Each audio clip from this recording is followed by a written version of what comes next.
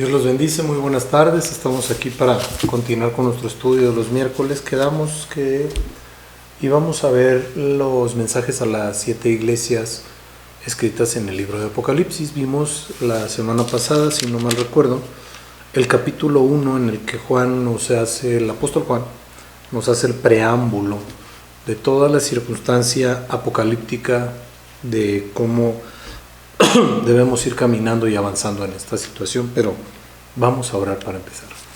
Padre Santo, en el nombre de Jesús, te damos tantísimas gracias, pidiéndote tu sabiduría, tu amor, Señor, tu revelación, tu conocimiento y todo aquello, Señor, que está en nosotros, con nosotros y sobre de nosotros. Te rogamos, precioso Rey del cielo, que te magnifiques de una manera extraordinaria, poderosa, sobrenatural y maravillosa, que nada impida que tu mano de amor, favor y poder, Señor, esté en nuestra vida, pidiéndote y rogándote, Señor, que te magnifiques poderosa y extraordinariamente en toda esta enseñanza que tú nos das. Te pedimos, Señor, una unción, conocimiento apostólico, profético, evangelístico, pastoral y magisterial, para poder entender, Señor, correctamente todas las cosas que tú quieres que entendamos y todas las cosas que tú quieres que aprendamos, y que todo lo que has determinado sea hecho y sea cumplido de acuerdo a tu preciosa y hermosa voluntad. Dándote siempre muchas gracias en el nombre de Jesús. Amén, amén y amén. Déjenme, le quito el sonido a esto para que no nos interrumpa de ninguna manera. Ya estamos ahí. Bendito Dios, gracias. Vamos al libro de Apocalipsis, capítulo 2, verso 1. Y vamos a ir viendo algunas cosas que son importantes. Voy a ir leyendo en la traducción de Reina Valera, pero a mucha gente se le ha hecho mucho más fácil entender la traducción del lenguaje actual. Entonces voy a ir manejando las dos Biblias, la traducción del lenguaje actual y Reina Valera, y vamos a ir viendo un poquito de lo que Dios nos quiere dar. Quiero decirles que esta es una mera situación de estudio y nos vamos a basar en la Biblia meramente, tocando algunos puntos proféticos para que podamos entender un poquito lo que Dios quiere que sepamos en relación a las 7 iglesias. Es muy importante que comprendamos que este mensaje a las 7 iglesias es una figura muy clara, muy clara, de lo que el Señor nos advierte que está pasando dentro de la iglesia el día de hoy. Y no hablo de congregaciones específicas o con denominaciones, sino la iglesia del Señor, la iglesia de Dios, la iglesia del Señor Jesucristo está viviendo estas cosas de diferentes formas y de diferentes maneras, y resulta ser que el pueblo de Dios no se está dando cuenta de que está viviendo este tipo de cosas. Y lo quise tomar obviamente con la anuencia de nuestro Señor, porque es muy importante que sepamos en un momento de crisis, en un tiempo difícil, lo que estamos viviendo. Y quiero empezar mencionando algo que escuché hace ya tiempo, pero es una realidad. Dios, conociendo al pueblo de Israel, lo sacó de Egipto y lo llevó por el camino largo. Es decir, si ellos hubieran cruzado por tierra de filisteos, hubiera sido mucho menor el tiempo para llegar a Canaán.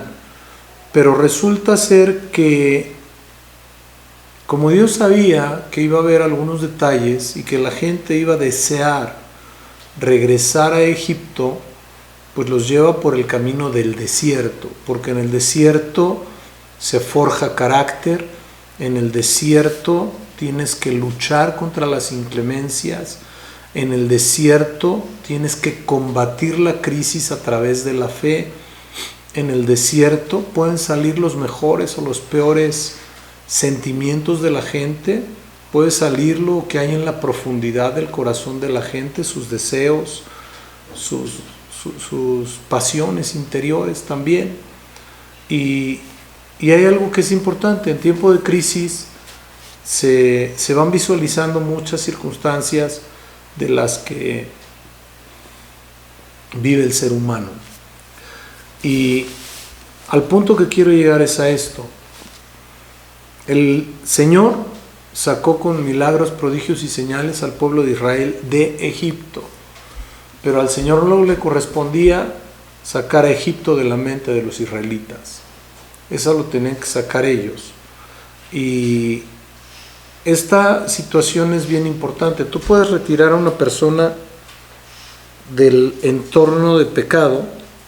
Estoy arreglando aquí unos retensores que tengo en los lentes para que no se me vayan hacia adelante. Tú puedes sacar a la gente del entorno de pecado, pero el problema no es que saques a la gente del entorno del pecado o de los errores o de las fallas. El problema es que la gente saque el pecado de su mente y de su corazón y ya no quiera llevarlo a cabo. Entonces vamos a empezar con el capítulo 2 del libro de Apocalipsis, o Apocalipsis 2, verso 1.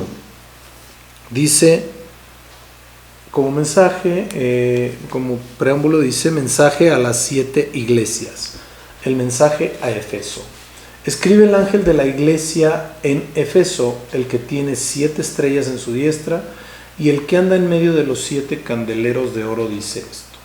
¿Recuerdan ustedes que vimos la semana pasada que tanto los ángeles como los candeleros eran algo muy, muy especial? Tenía su definición en el verso 20 de Apocalipsis 1, que dice: el misterio de las 7 estrellas que has visto en mi diestra, está hablando del Señor Jesucristo, y de los 7 candeleros de oro, 2 puntos y aparte. Bueno, 2 puntos y seguido, más bien. Las 7 estrellas son los ángeles de las 7 iglesias, y los 7 candeleros que has visto son las 7 iglesias. Y aquí nos habla, dice, le escribe el ángel de la iglesia en Efeso, el que tiene las 7 estrellas en su diestra. Le está hablando de 7 ángeles en su diestra, y el que anda en medio de los 7 candeleros dice esto. Obvio, está hablando del Señor Jesucristo, nos está haciendo una representación figurativa de la persona del Señor Jesús, de la autoridad, para que entendamos que el que tiene el poder y la autoridad sobre los ángeles es el Señor Jesús, y el que se pasea dentro de la iglesia es el mismo Espíritu Santo de Dios. Entonces es el mismo Dios el que tiene el control de esto. Ahora bien, el poder de Dios manifestado guardando las 7 iglesias es bien importante. ¿Por qué?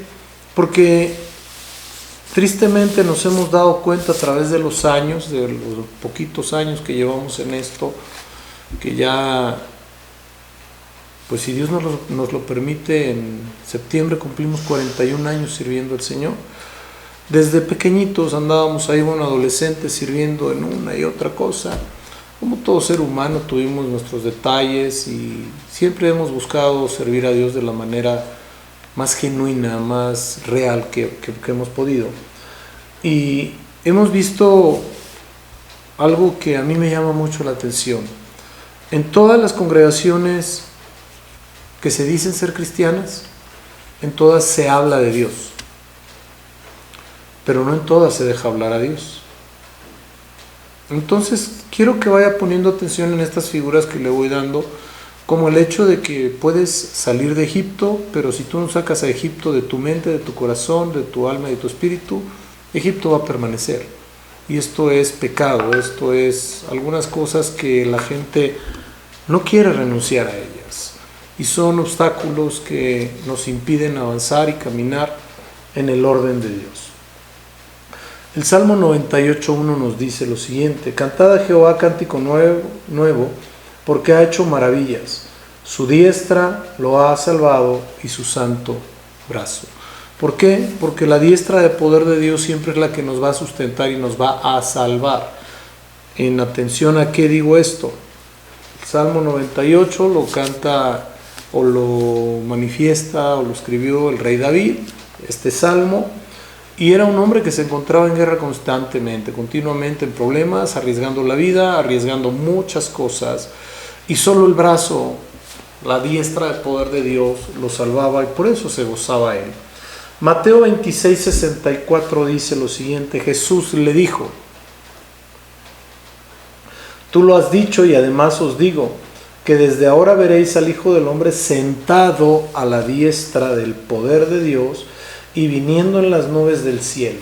Ahora bien, ¿por qué manifiesto esto? Porque cuando se habla de diestra, espiritualmente hablando, se habla del poder de Dios, se habla de la entrega, se habla del dar, se habla del otorgar. Y entonces el Señor nos otorga a través de su diestra de poder amor, poder, maravillas, ¿sí? Y estas maravillas hoy por hoy se llaman milagros. Por eso es que el Padre sentó al Hijo a su diestra para darle autoridad, para darle poder. La palabra nos dice que le ha dado un nombre sobre todo nombre. Ahora hay algo que es bien importante que nosotros tenemos que tener en claro. La iglesia de Efeso era una iglesia activa y se definía fuertemente en conocer a Dios, pero tuvo una deficiencia, que es la que vamos a ver en este momento,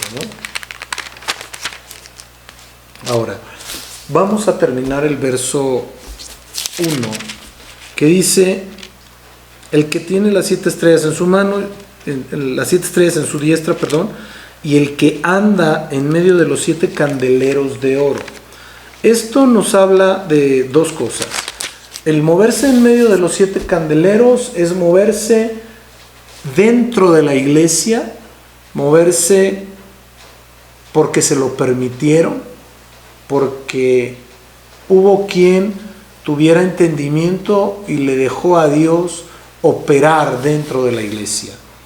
Porque hay iglesias en las que no permiten que Dios se mueva. ¿Cómo me dice usted eso? Sí. A mí me ha tocado ver congregaciones en las que no permiten danzar, no permiten aplaudir, no permiten profetizar, no permiten que el Espíritu de Dios se mueva como lo hacían las congregaciones de Apocalipsis. Ahora bien, vimos que el espíritu de la profecía es el testimonio del Señor Jesucristo. Mi pregunta es: ¿cómo es posible que una autoridad en una congregación no hable de profecía o no se mueva en la profecía, cuando Jesús mismo es pura profecía? Es bien importante que lo visualicemos. Ahora bien, ¿por qué dice que el Señor Jesús se mueve en medio de los 7 candeleros, en medio de las 7 iglesias? Porque Él es el único que nos ha dado salvación. Pero nos habla de candeleros de oro porque son iglesias que tienen gloria, gloria divina. El Señor Jesús le dijo a su Padre: Padre, la gloria que tú me diste, yo se las he dado, porque así como tú y yo somos uno, ellos y yo debemos ser uno también. Entonces, cuando nosotros entendemos esta situación, empezamos a comprender claramente que la gloria del Señor Jesucristo, que la gloria del Señor Jesucristo debe estar en nuestras vidas para ejercer el trabajo de Dios, sea cual sea. Sea el trabajo de limpiar los baños, de limpiar el templo, de llevar una biblioteca, de estacionar bien los carros. Son trabajos. Los ministerios están muy claros y bien definidos en el libro de los Efesios, capítulo 4. Entonces, tal cual, los ministerios solo son 5 como tal. Aunque el apóstol Pablo dice el ministerio de la reconciliación, hablando de una manera general en la que los 5 ministerios son para edificación del cuerpo de Cristo, para edificación de la iglesia, hablando de apóstoles, profetas, evangelistas, pastores y maestros. Pero el de la reconciliación es que todos tienen que traer a reconciliación a los que han apartado su vida de Dios. Eso es muy importante que nosotros lo entendamos. Porque si nosotros no permitimos que la gloria del Señor se mueva dentro de la iglesia, entonces va a ser una iglesia fundamentada en creencias de hombres, en ordenamientos de hombres, pero no en Dios. Porque donde está Dios debe estar su gloria. Eso es importante. Vamos al al verso 2. Gracias, muy amable. Verso 2 dice lo siguiente: yo conozco tus obras. Habla de conocimiento. Esto es muy importante que lo entendamos. ¿Por qué? Porque cuando Dios te dice yo conozco tus obras, entonces empezamos a entender la situación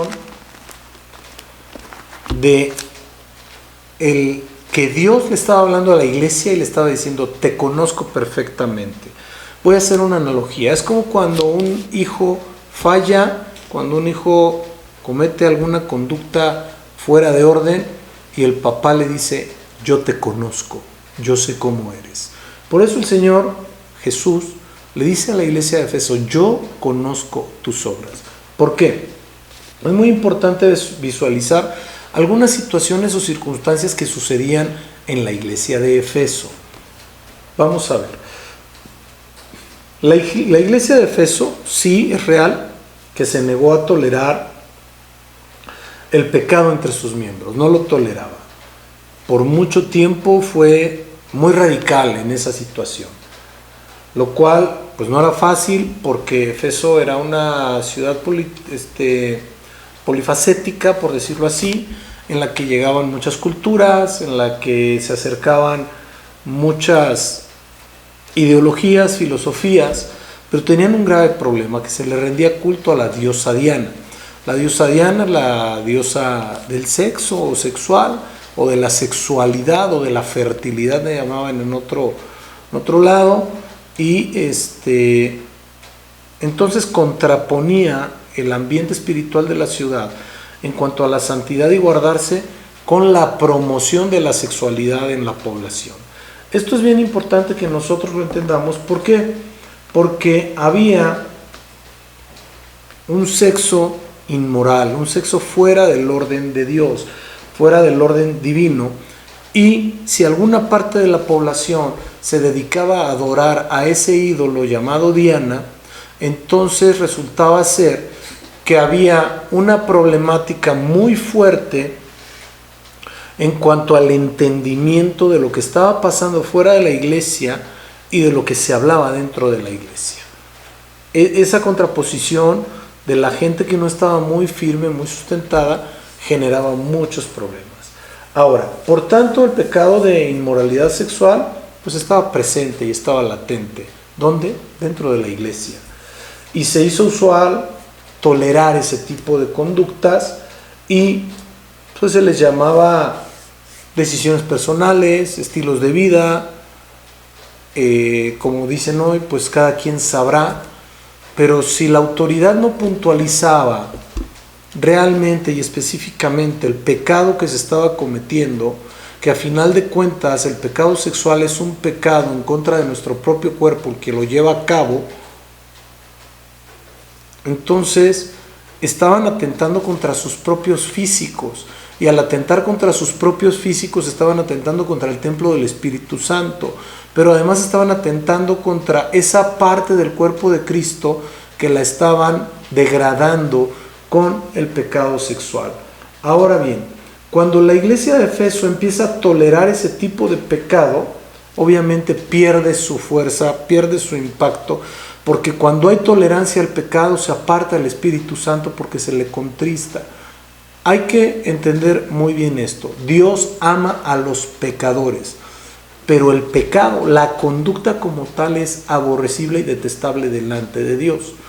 Y me preguntaba una vez una persona, bueno, si esta iglesia aborrecía el pecado, ¿cómo me puede usted explicar que Dios toleró, por decirlo de alguna manera, obviamente una persona inmadura, toleró la conducta del rey David? el hecho de que Dios le perdonara a David el pecado sexual que tuvo con Betsabé no quiere decir que lo tolerara. Hay que entender algo en la persona específica del rey David, en este pecado específicamente. Si lo vemos desde el punto de vista de la palabra, fue abominable. ¿Por qué? Punto número 1, él no estaba en el lugar donde debería estar porque tenía que estar en la guerra junto con su ejército. Punto número 2, dice que salió al terrado y vio a una mujer y la deseó en su corazón, entonces la mandó a traer y la hizo suya. Pero al hacer suya a Betsabé, pues obviamente cometió el pecado de adulterio, porque Betsabé era una mujer casada y él también. Otro gran problema es que enterándose de que la mujer estaba encinta, mandó a traer al marido para que se allegara a la mujer. O sea, pretendía cubrir su pecado diciéndole a Urías que durmiera con su mujer. El hombre, siendo un hombre íntegro delante de Dios, dijo: yo no puedo estar con mi mujer, no me puedo estar satisfaciendo cuando el pueblo de Israel está luchando, está peleando, está en la guerra. Y entonces no fue a visitar a su mujer. Al otro día lo emborrachó, le dijo: ve con tu mujer. Y de todos modos, Urías, estando aún alcoholizado, se quedó en la puerta del reino. Ok, recupérate, te vas. Y entonces le manda a decir a Joab que lo pusiera al frente de batalla para que lo matara. Entonces es detestable esa conducta si lo vemos desde un punto de vista, bueno, desde el que lo veamos es detestable. Pero resultó ser que tiene un encuentro con Natán y le hace ver el pecado que él cometió. Su misma declaración, cuando Natán le hace la presentación de la figura de un hombre rico y el hombre pobre, y el hombre rico toma la borreguita del hombre pobre y la mata para hacerla con sus amigos, el rey David declara abiertamente: ese hombre debe de morir. Y entonces el profeta Natán le dice: ese hombre eres tú. Pero en ese momento él se arrepiente y Dios lo perdona porque no la vuelve a cometer la conducta. Pero hay algo que es bien importante: David se arrepentía y no volvía a cometer las conductas. Cometió muchos errores, pero la Biblia no nos marca que haya habido un error reiterado, que no haya habido un error consecuente, un pecado consecuente. En cuanto él conocía el pecado, se arrepentía y no lo volvía a cometer jamás. Eso es muy importante. Por eso el Señor lo vio como lo vio. Por eso es que nosotros debemos entender que debemos caminar correctamente delante de Dios. Ok, quedamos en que la iglesia empezó a tolerar el pecado y se empezó a regir por normas humanas que prevalecían, y obviamente las espirituales iban disminuyendo. Y obviamente esto lo que hace es que empieza a manipular la Biblia. Y cuando hay manipulación de la Biblia hay mentira, y eso no es de Dios, porque hay manipulación y hay control, y eso es un espíritu que lo vamos a ver más adelante, que es un espíritu jezabélico. Eso mata a la iglesia. Ahora, si esta situación no se controla, la iglesia corre un gravísimo peligro de ser contaminada en muchas áreas. ¿Por qué? Porque quien contamina su cuerpo a través del pecado sexual no solo contamina el cuerpo, sino contamina el alma, contamina el espíritu, pero sobre todo la mente. Y una mente contaminada es una mente corrompida, y dice la palabra de Dios que es una mente que Él reprueba. Y entonces esa mente reprobada pues va a continuar en ese círculo vicioso de comisión de pecados sexuales, sea cual sea el área, y empiezan ahí a generarse algo a lo que se le llama parafilias. Y este tipo de cosas pues son detestables porque es una degeneración total dentro del cuerpo de Cristo. Ahora bien, sé que hay muchas congregaciones que tienen y adolecen de ese problema. Oiga, pero usted conoce la suya. Bueno, yo conozco a la gente, y como cualquier siervo conoce a la gente de su congregación, pero está en cada uno de nosotros mantenernos en santidad, puros y limpios en esa área. Hay mucha iglesia, de verdad, yo me he encontrado con sorpresas a través de los años, y me he encontrado incluso siervos que ven pornografía o que practican el tener relación sexual con su esposa viendo pornografía. Eso no es correcto. Eso es degradarse a sí mismos. ¿Por qué? Porque no tienen la capacidad de amar a la persona que tienen enfrente correctamente. Y entonces necesitan paliativos, no de Dios, para poder motivarse a hacer las cosas que tienen que hacer correctamente. No digo que no tomen consejos correctos bíblicamente acerca de su acercamiento físico como matrimonio, porque la práctica del sexo solo para Dios debe darse dentro del matrimonio. Hoy yo sé que hay muchos que ejercen sin título, hombres y mujeres, y eso para Dios se llama fornicación, simple y llano. Ahora bien, mucha de la gente, igual que a la gente de Efeso, le pegaba, le vulneraba la circunstancia de ser aceptado. Hoy por hoy vemos jóvenes que cometen conductas aún ilícitas para ser aceptados por un grupo, ¿sí? Hay muchos lugares en donde hay pandillas, en donde hay gangas o donde hay grupos que para ser aceptados tienen que llevar a cabo actos ilícitos. Y resulta ser que dentro de la iglesia de Efeso se empezó a permear esta situación y entonces se generó un gravísimo problema. ¿Por qué? Porque antes que cualquier otra cosa, antes que cualquier aceptación, nosotros debemos buscar la aceptación de Dios a través de su palabra, hacer las cosas correctas.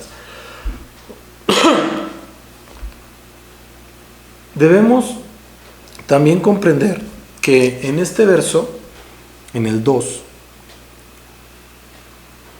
estamos en el primer párrafo que dice: yo conozco tus obras, pero aquí le dice algo: y tu arduo trabajo y paciencia, y que no puedes soportar a los malos, y has probado a los que se dicen ser apóstoles y no lo son, y los has hallado mentirosos. Ok, dice: y tu arduo trabajo y paciencia. Esto nos habla de realizar trabajo en la obra de Dios. Yo no conozco a un solo ministro que no haya empezado desde pequeño a servir a Dios, haciendo las cosas que tenían que hacer. Y me refiero al trabajo que a nadie le gusta. Pongamos, dentro de una congregación lo que menos le gusta a la gente es ir y lavar baños. Pero si nosotros queremos conocer realmente si una persona ha operado y funcionado en una congregación, tenemos que preguntarle cuántas veces ha lavado los baños. Se oye de risa probablemente, pero es una realidad. A la gente no le agrada eso. A la gente le agrada estar en un púlpito, le agrada ser vista, le agrada ser reconocida. Pero ¿quién va a preguntar quién lavó los baños? Nadie. Esa es la verdad de las cosas. Pero ese trabajo Dios lo ve. Y analógicamente se puede aplicar lo que dice el Señor en la oración. Siéntate tú en tu aposento y cerrada tu puerta. Pues entra al baño, lávalo y que nadie sepa que lo haces, porque el Señor va a saber. Si alguien tiene la pregunta, sí, yo hice mucho tiempo los baños en las congregaciones, no tiene problema. Y aún lo sigo haciendo, no me quita nada. Ahora bien, esto es el trabajo en la obra de Dios. Luego dice: y que no puede soportar a los malos. Esto de no soportar a los malos se refiere a las personas que continua y consuetudinariamente están cometiendo actos en contra de la iglesia, que llevan conductas que no son buenas dentro de la iglesia. ¿A qué voy con esto? No quiero decir que alguien comete un pecado y lo deseches. No, de ninguna manera. Pero si una persona comete reiteradamente el mismo pecado y ese pecado está afectando a la iglesia, entonces si no lo soporta, si no soporta su conducta, pues es correcto, pero sí le tienes que, como dice el apóstol Pablo, decir: oye, no estés cometiendo este tipo de actos porque lastiman a la iglesia. Si no te hace caso, llama a un testigo. Oye, ya no estés cometiendo ese tipo de conductas porque lastiman a la iglesia. Y si no te hace caso, llama a otros dos. Y le dices, está pasando esto, la situación es así, no lo debes hacer. Si persiste, pues hay que hablar con la autoridad, que la autoridad tenga conocimiento. Y si la persona persiste en llevar a cabo ese tipo de conductas, probablemente hasta haya que retirarlo de la iglesia o sancionarlo. De alguna manera hay que resolver el problema, no cortándole la cabeza de inicio, pero, diciéndolo burdamente, pero sí hacerle ver que no está bien, que su conducta no es correcta delante de Dios, que su pensar no es correcto delante de Dios. Eso es lo que tenemos que hacer. Ahora, dice la parte que sigue: y has probado los que se dicen ser apóstoles y los has hallado mentirosos. Esto es bien delicado y les voy a decir por qué. Porque cuando nosotros probamos la autenticidad, por decirlo de alguna manera, o la veracidad de un siervo, estamos ante un panorama bien difícil. ¿Por qué? Porque al único que le toca juzgar a los siervos y a todo el mundo es a Dios. Pero resulta ser que a veces nosotros, voluntaria o involuntariamente, sí probamos a la gente, sí la probamos y encontramos que hay mentira, que hay falsedad, que no es lo que dicen ser. Punto número 1, tenemos que tomar en cuenta, no quiero justificar, claramente les digo, qué es lo que está haciendo y qué es un ser humano. Lo primero que tenemos que tomar en cuenta, que puede fallar, puede cometer errores y que se puede arrepentir, claro que se puede arrepentir. ¿A qué voy con esto? ¿Hay falsos profetas? Sí. ¿Hay falsos apóstoles? Sí. ¿Hay falsos pastores? Sí. ¿Hay falsos evangelistas? Sí, se llaman falsos hermanos. ¿Y hay falsos maestros? También. La Biblia nos lo muestra.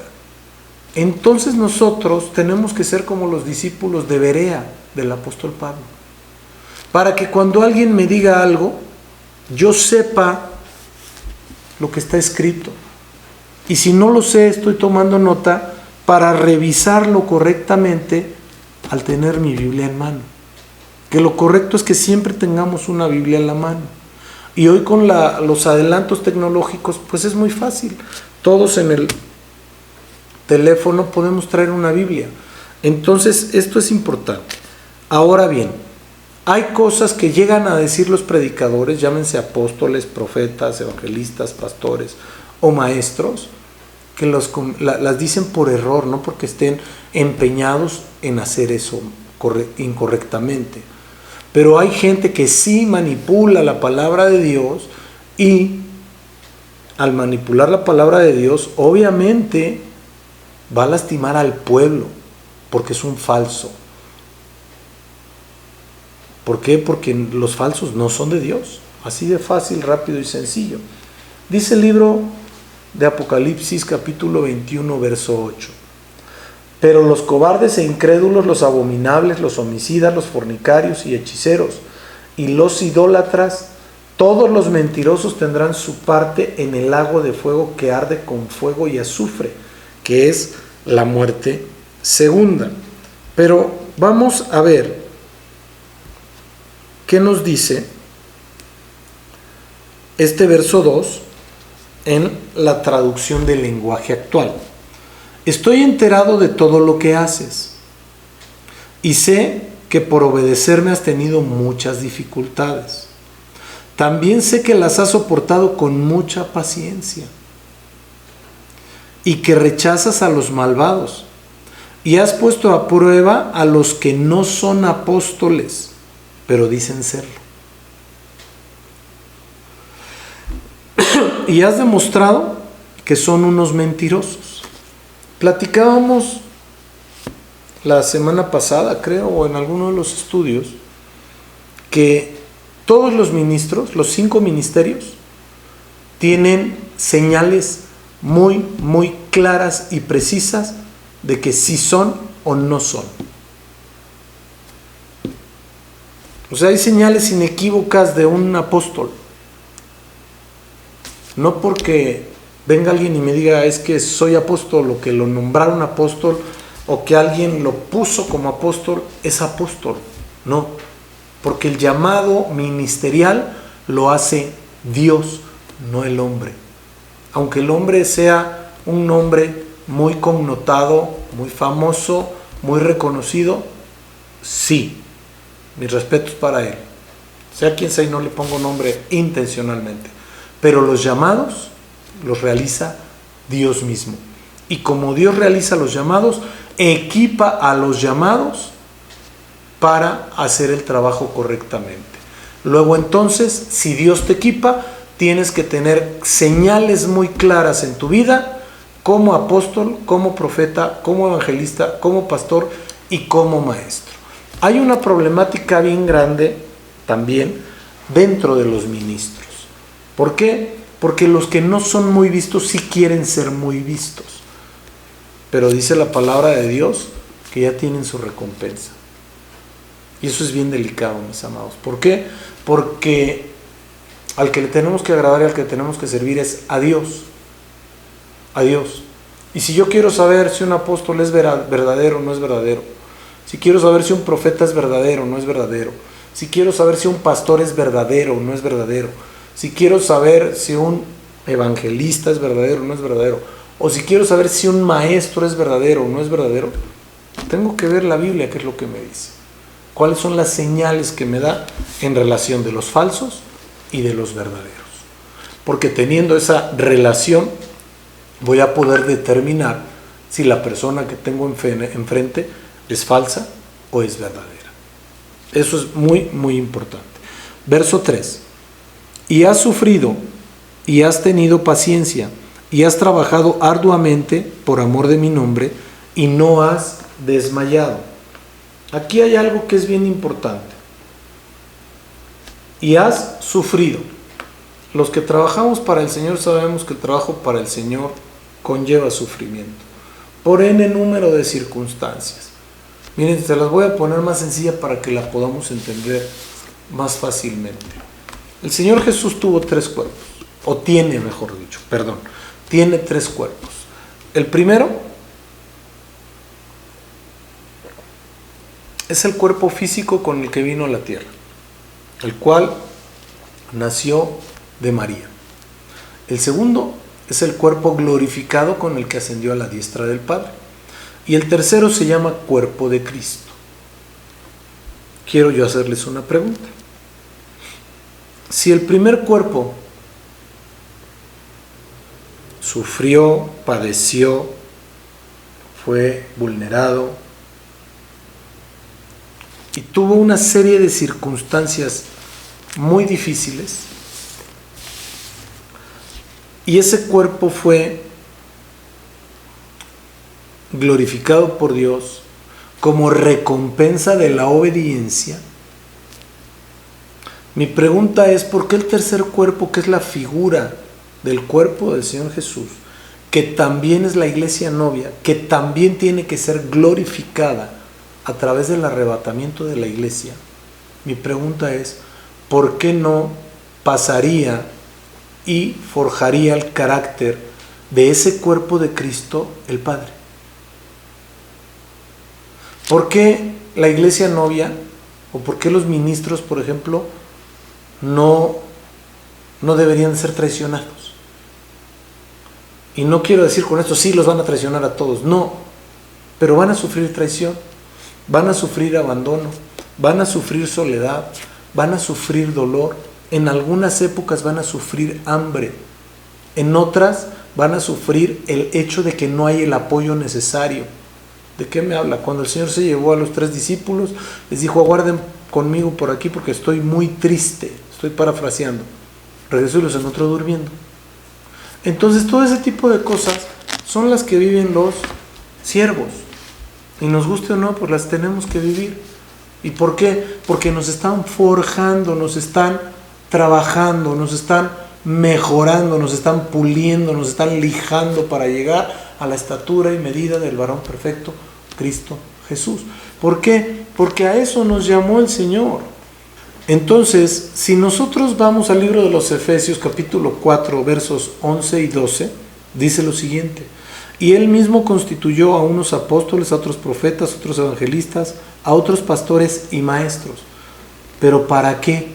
A fin de perfeccionar a los santos para la obra del ministerio, para la edificación del cuerpo de Cristo. El trabajo de los ministerios es perfeccionar a la iglesia, no es otra cosa, es perfeccionar a la iglesia. Esa es su chamba, como digo yo coloquialmente. Y cuando nosotros entendemos nuestro trabajo delante de Dios, entonces empezamos a comprender y a entender que el ser ministro conlleva una gran responsabilidad, y el objetivo del trabajo es para perfeccionar a los santos para la edificación del cuerpo de Cristo. No hay para dónde hacerse. Vamos a los versos 3 y 4, como les decía. Y has sufrido y has tenido paciencia y has trabajado arduamente por amor de mi nombre y no has desmayado. Pero tengo contra ti que has dejado tu primer amor. Wow.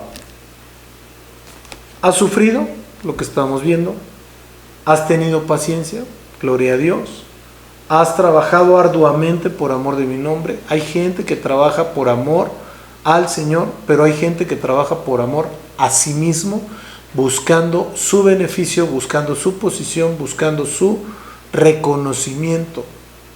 Y como hemos visto ya en otras ocasiones, las tres cosas que pierden a los siervos y a las siervas son sencillas: la fama, la lana y la dama. Y a las mujeres, la fama, la lana y el caballero. Es bien importante que entendamos esto. ¿Por qué? Porque por ahí Satanás se va a meter. Por ahí Satanás se va a meter. ¿Y por qué me dice usted esto? Pues bien fácil.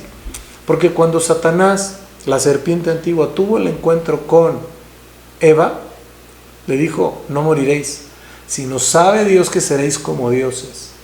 Entonces pudo haber visualizado una situación de compararse con Dios. Y la fama lleva a los hombres a perder el piso.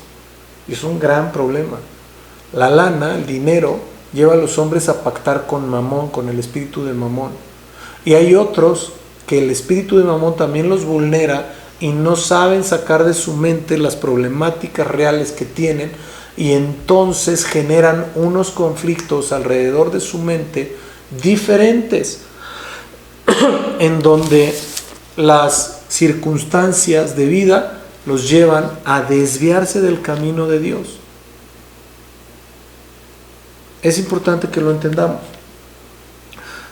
Y la situación sexual es bien complicada. ¿Por qué? Porque el púlpito hermosea. El púlpito hermosea.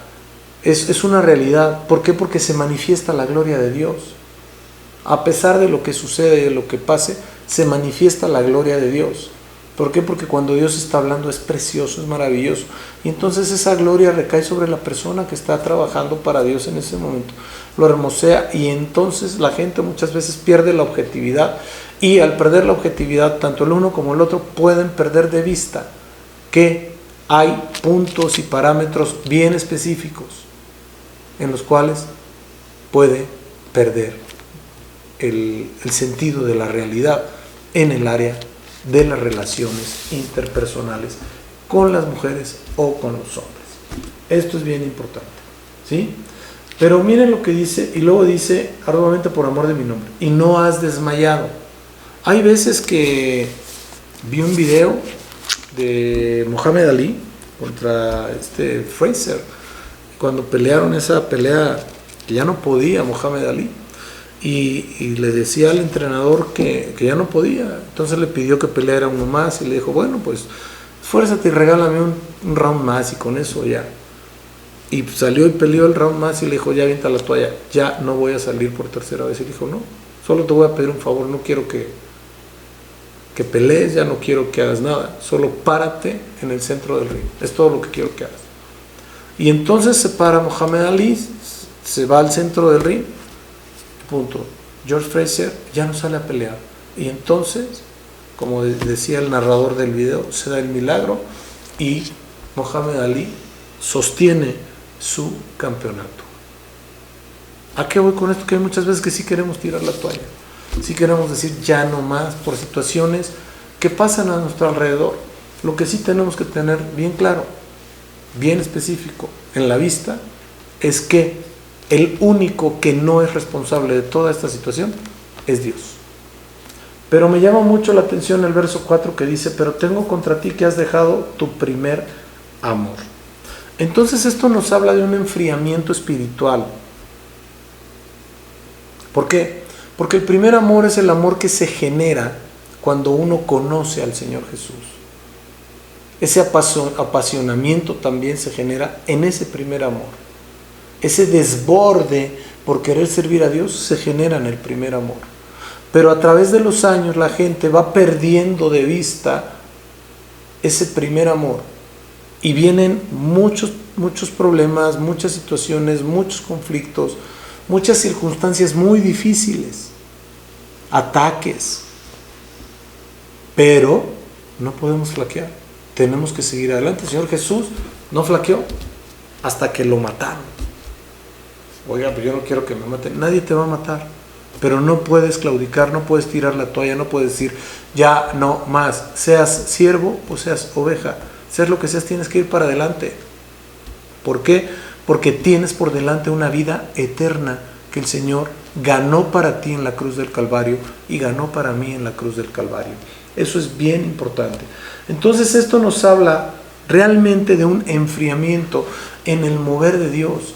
Y cuando viene el enfriamiento empiezan a escucharse doctrinas que no son de Dios, empiezan a suceder cosas que no son de Dios, empiezan a visualizarse conductas totalmente erróneamente. ¿Por qué? Porque hay un enfriamiento. No hay ese fuego interno que arde en nuestro corazón para relacionarnos, vincularnos y hacernos uno con el Espíritu Santo de Dios. Es bien importante que si eso ha pasado, nosotros entendamos, pero no me quiero adelantar.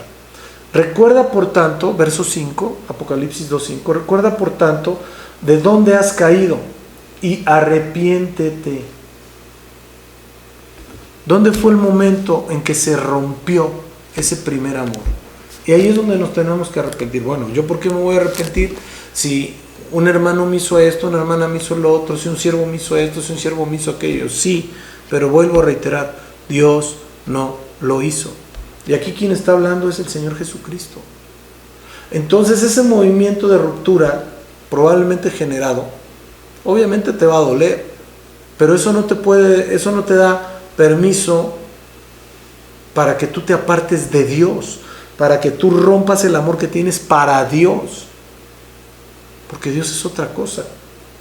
Ahora bien, y luego le dice, y arrepiéntete, y haz las primeras obras. O sea, recuerda lo que hacías en el tiempo en el que tú recibiste al Señor. Querías ir y predicar a todo mundo, le querías hablar a tus familiares, le querías hablar a tus papás, a tus hermanos, a todo mundo le querías hablar del milagro que Dios había hecho en tu vida, de que te había rescatado, de que te había salvado, de que te había dado vida eterna.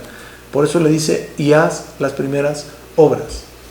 Pero atención lo que dice después: pues si no, vendré a ti pronto.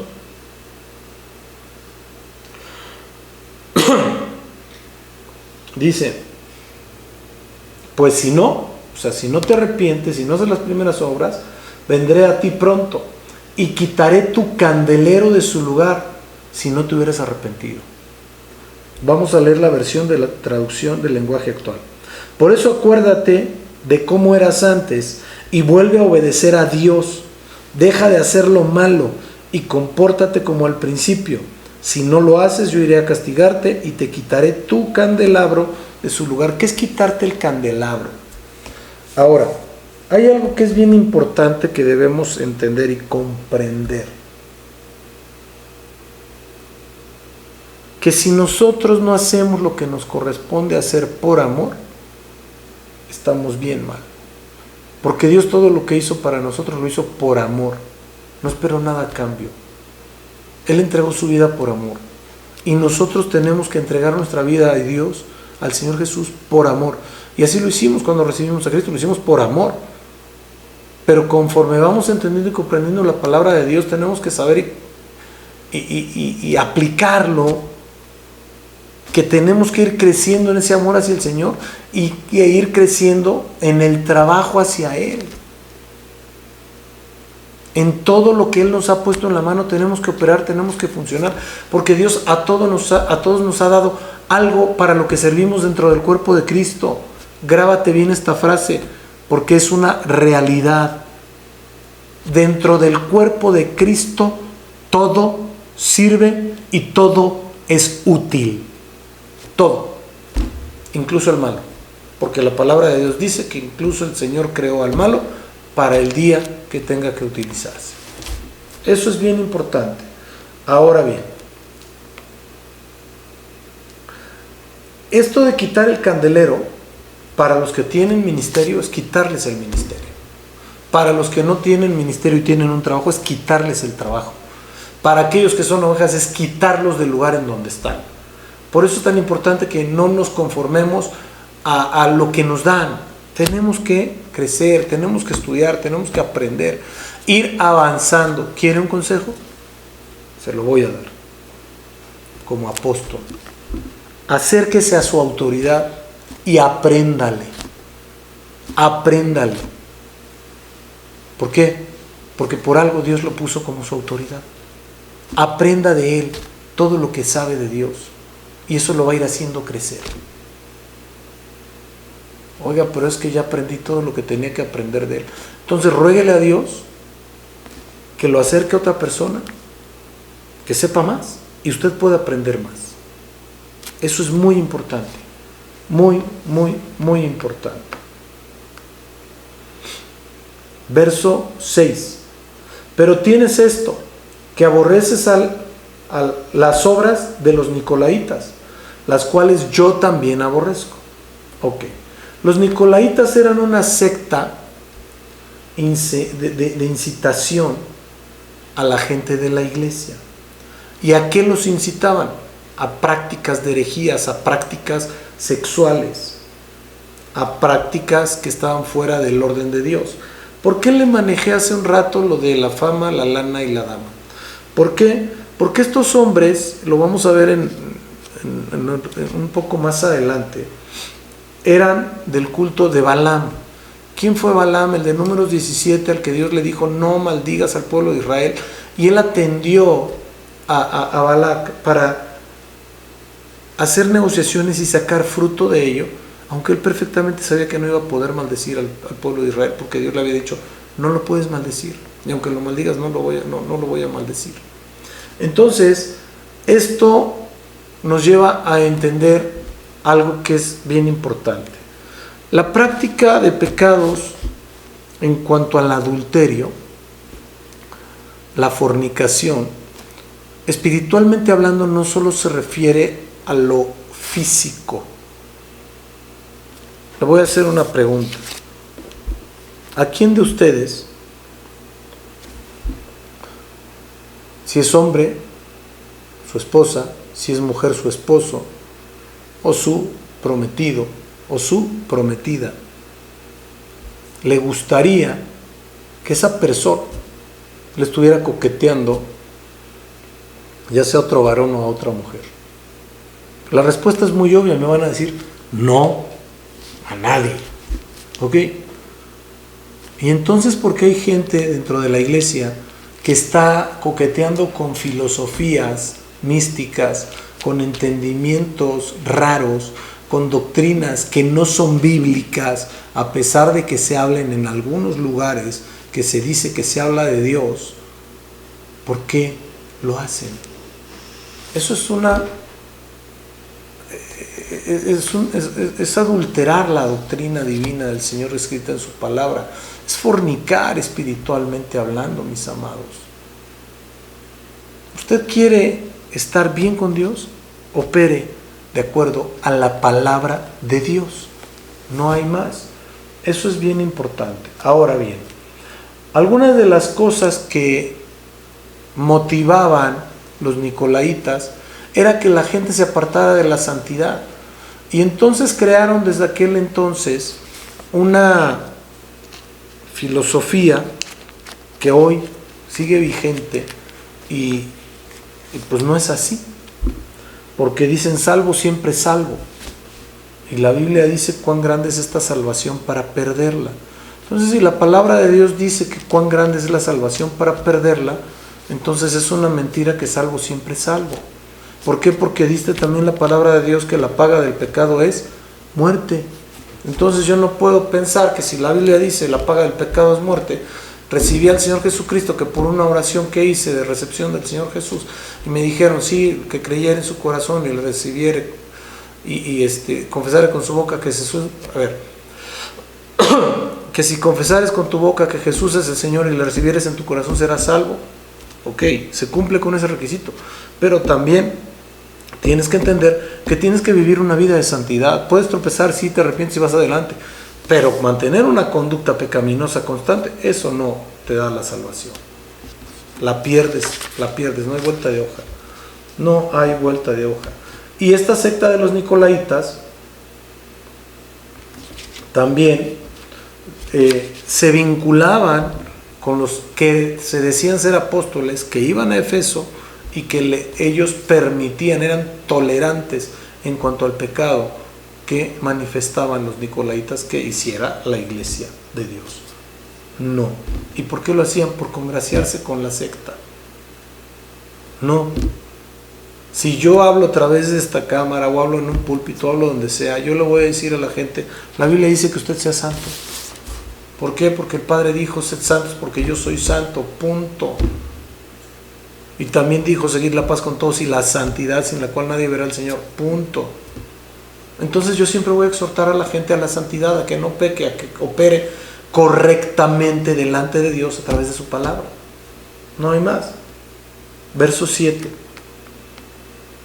El que tiene oído, oiga lo que el Espíritu dice a las iglesias. Esto es algo muy claro y es escuchar perfectamente lo que Dios quiere de todos y cada uno de nosotros. ¿Por qué le digo esto? Porque dice el Espíritu, el que tiene oído, y esto habla del oído espiritual, y el oír al Espíritu Santo de Dios es escuchar lo que el Señor Jesús enseñó, lo que la palabra de Dios dice que hagamos. Hay mucha gente que predica lo que dice la palabra, pero no lo hace. Entonces, la respuesta es sencilla y simple, como dijo el Señor Jesucristo. Hagan lo que dicen que deben hacer, porque está de acuerdo al Evangelio, pero no sigan sus conductas. Hay que hacer lo que dice la palabra de Dios y nos evitamos problemas. Por eso dice el que tiene oído, y habla del oído espiritual, y es escuchar lo que Dios quiere que hagamos, ese es el oído espiritual. Y por eso dice lo que el Espíritu dice a las iglesias. Resumiendo, esta iglesia es la iglesia del enfriamiento, la iglesia de la falta de amor, la iglesia que ha perdido la esencia de amar a su prójimo como a sí mismo.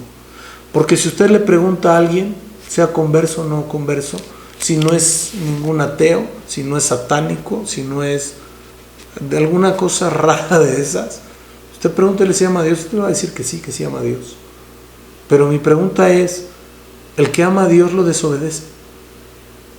No. El amar a Dios es obedecer lo que Él manda en su palabra. El amar a Dios es amar al prójimo como a sí mismo, como lo dijo el Señor Jesucristo. Un nuevo mandamiento os doy: amaos los unos a los otros como yo los he amado. Ahora, si hay enfriamiento, si hay una baja de ánimo, si hay esa situación que le impide seguir avanzando como al principio, órele a Dios, entréguele esa carga a Dios. El Señor Jesús dijo: venid a mí los que estéis cargados y cansados, que yo os haré descansar. Acerquémonos confiadamente al Espíritu Santo. Acercarnos al trono de la gracia para que venga bendición para nuestras vidas. Busquemos refrescar ese amor por Dios día a día, momento a momento de nuestra vida. Vamos a orar, mis amados. Padre Santo, en el nombre de Jesús te damos tantísimas gracias por tu amor, tu majestad, tu poder y tu autoridad. Te rogamos, precioso Rey del cielo, que te magnifiques, que hagas una obra perfecta, grande, maravillosa y poderosa en cada escuchante. Que tu bendito Espíritu Santo nos abrace, nos haga entender el camino que debemos andar, tal cual lo dices en tu palabra, bendito Señor.